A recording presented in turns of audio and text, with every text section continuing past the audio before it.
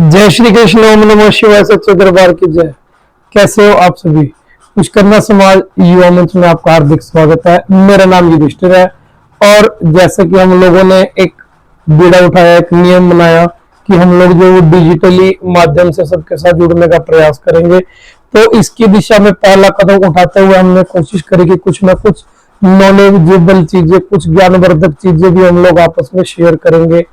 और अगर आपको ये ज्ञानवर्धक चीजें अच्छी लगेंगे ना, तो मुझे कमेंट बॉक्स में लिख के रिप्लाई जरूर करना और साथ में बताना कि क्या कहाँ पे कुछ कमी अगर रह गया तो हम आगे ठीक करेंगे।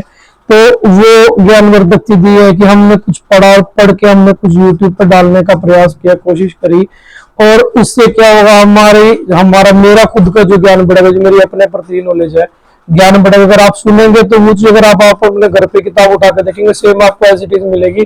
तो नॉलेज जो है वो आप लोगों को भी आएगी, मेरे माध्यम से मुझे आएगी, आप लोगों के माध्यम से एक दूसरे से ऊष्मा मिलेगी, सकारात्मकता मिलेगी, पॉजिटिविटी मिलेगी, जिससे जो हमारे जीवन का विकास होगा और विकास ऐसे ही होगा। तो आइए शुरू करते हैं हम आज की वीडियो को और आपको बताते हैं कि आज हम आपसे क्या चर्चा करने वाले हैं। अगर आपने अभी तक चैनल को सब्सक्राइब नहीं किया तो क्योंकि नया नया चैनल है तो इसको सब्सक्राइब भी फटाफट से कर दो, और अगर आपको वीडियो अच्छी लगी तो इसको शेयर जरूर कर देना।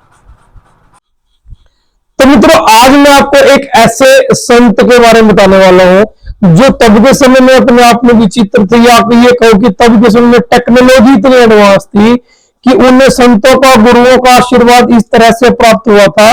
उन्होंने तब के समय में ही भविष्य में होने वाले, यानी कि कलयुग में भगवान के कितने कैसे भक्त होंगे उसके बारे में सब कुछ डिटेल से लिख दिया। उन्होंने ग्रंथ बना दिया भक्तमाल का। वो ऐसे संत थे, उनके ऊपर ऐसी ईश्वर की और गुरुओं की कृपा थी, उसके बारे में आज हम थोड़ी सी चर्चा करने वाले हैं। तो नाम तो आप समझ ही गए होंगे, नाभादास जी महाराज की हम लोग चर्चा कर रहे हैं कि जो जन्म से अंधे थे। जी हाँ, एक ऐसे संत जो जन्म से अंधे थे। आइए हम सबसे पहले तो नाभादास जी महाराज के जो गुरु हैं उनके बारे में जान लेते हैं। सबसे पहले तो हम लोग, आपने सुना होगा, श्री रामानंदाचार्य।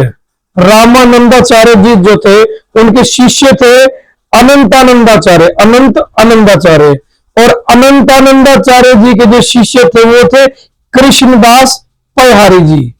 अब कृष्णदास जी पयहारी जो थे उनके आगे दो शिष्य थे, केलादास जी महाराज और अग्रदास जी महाराज। इन्हीं अग्रदास जी महाराज के जो शिष्य हुए वो नाभादास जी महाराज हुए। अब केलादास जी महाराज और नाभादास जी, अग्रदास जी महाराज जी को नाभादास जी महाराज कहाँ मिलते हैं, उनके जन्म के विषय में क्या बात है, ये हम आपको बात बताते हैं। तो अगर आपने अब तक हमारे चैनल को सब्सक्राइब नहीं किया तो सब्सक्राइब कर दीजिए। आगे बढ़ते हैं।